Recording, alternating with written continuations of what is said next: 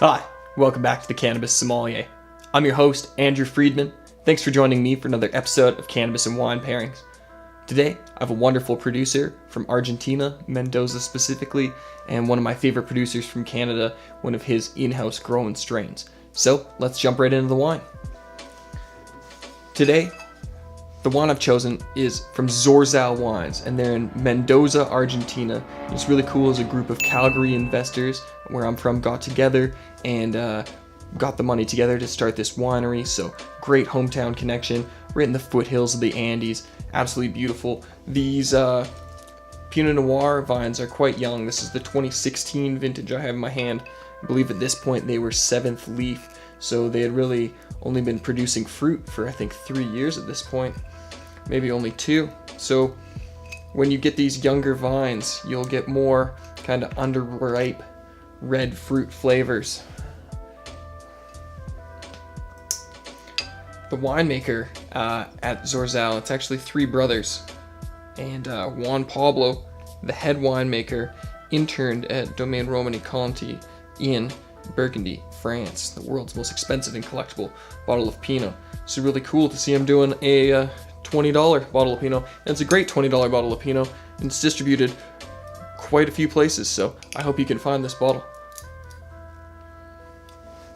Terroir Unico series. Perfect.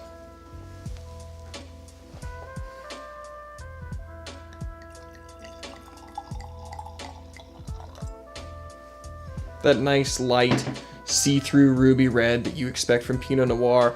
You know, you could read right through it.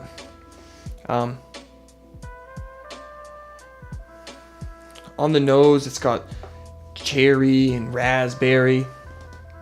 It's got a little bit of that nice earthy funkiness to it, those freshly fallen leaves, that little bit of mushroominess. And there's also a little bit of this all I know is done in all stainless steel, but there's like this perception of kind of cloviness to it, and I think that's kind of terroir indicative of the Zorzal Pinot Noir.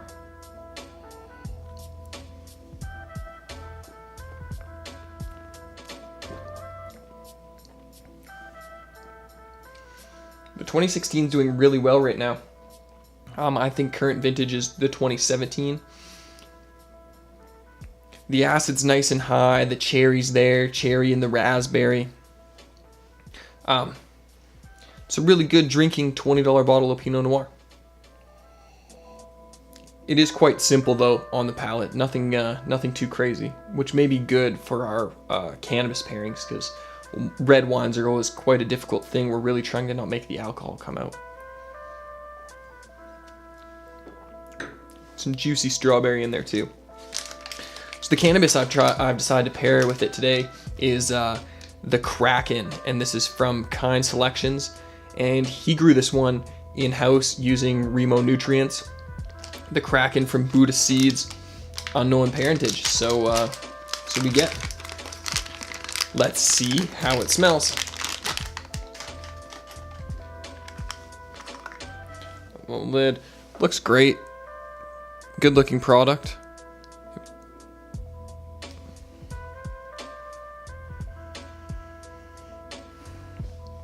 Smells, I'm gonna stir it up a little bit. There's a little bit of sandalwood going on. There's a little bit of like, a little bit of skunkiness. There it is. So there's this nice geranium note there.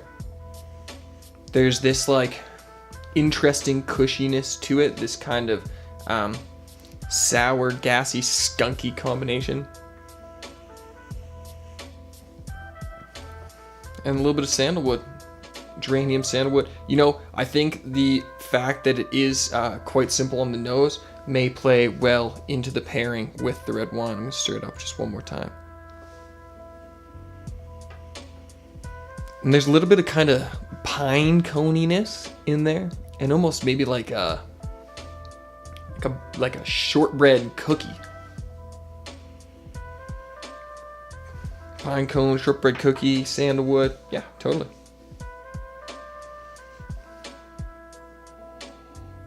Wow. Into the wine, it gave the wine more of like a meaty perception, a meaty characteristic. Almost kind of made it beef jerky, but it smelled very, very appealing. Super appealing. Makes it kind of smell like a very nice yeast, and it makes it smell more expensive. That's the best way I can put it.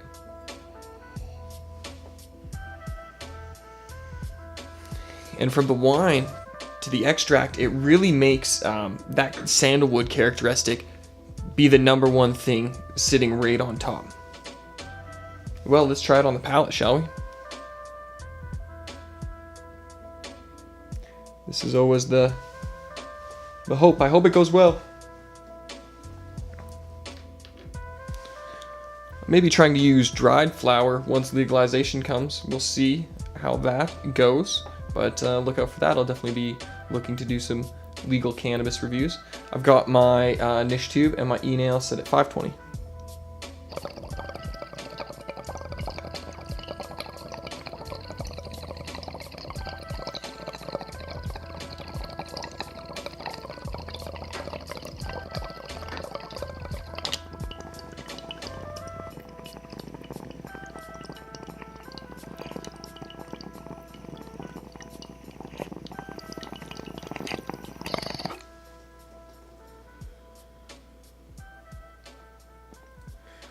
Beautiful.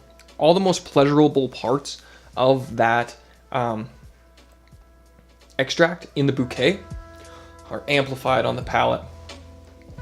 Really nice sandalwood.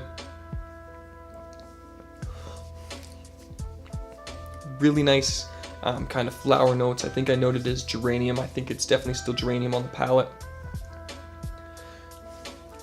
Just refreshing and delicious. Let's see how it tastes with the wine. I think it will go well with the wine because it's quite linear and not to a fault.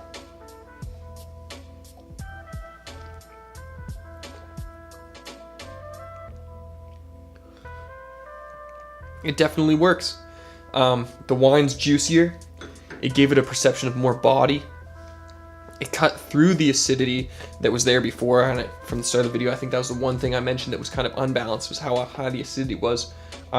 It really made the wine much more enjoyable, made it more fruit forward, much more matured and ripe, strawberry, cherry, and raspberry.